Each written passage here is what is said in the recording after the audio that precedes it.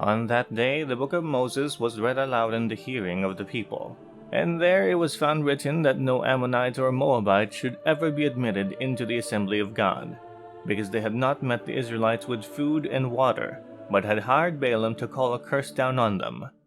Our God, however, turned the curse into a blessing.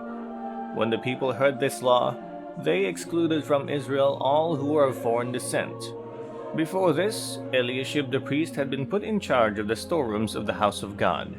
He was closely associated with Tobiah, and he had provided him with a large room formerly used to store the grain offerings, and incense and temple articles, and also the tithes of grain, new wine and olive oil prescribed for the Levites, musicians and gatekeepers, as well as the contributions for the priests. But while all this was going on, I was not in Jerusalem, for in the 32nd year of Artaxerxes king of Babylon, I had returned to the king. Some time later I asked his permission and came back to Jerusalem. Here I learned about the evil thing Eliashib had done in providing Tobiah a room in the courts of the house of God. I was greatly displeased, and threw all Tobiah's household goods out of the room. I gave orders to purify the rooms, and then I put back into them the equipment of the house of God, with the grain offerings and the incense.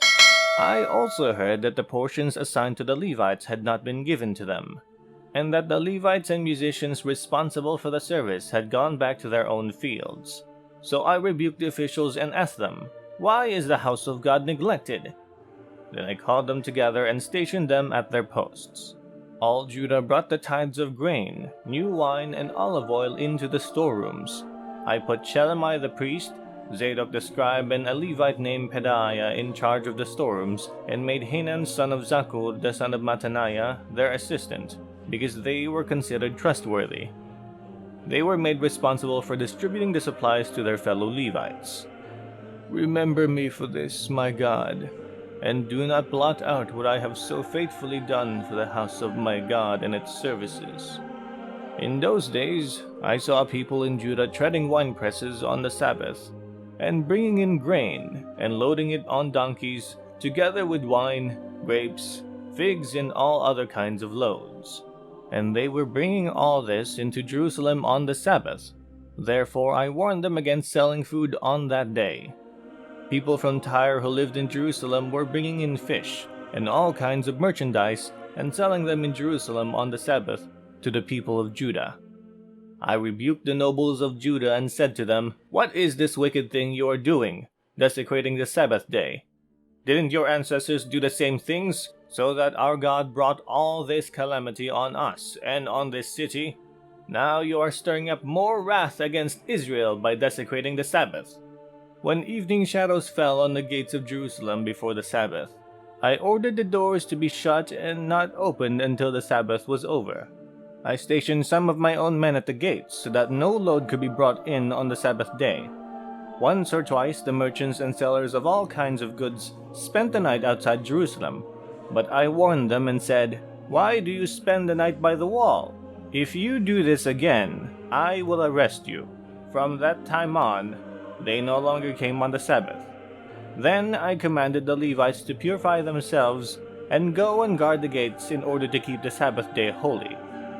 Remember me for this also, my God, and show mercy to me according to your great love.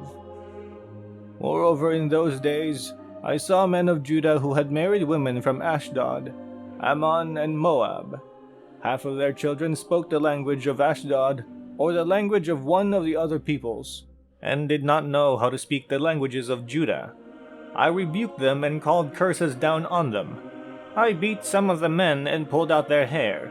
I made them take an oath in God's name and said, "You are not to give your daughters in marriage to their sons, nor are you to take their daughters in marriage for your sons or for yourselves."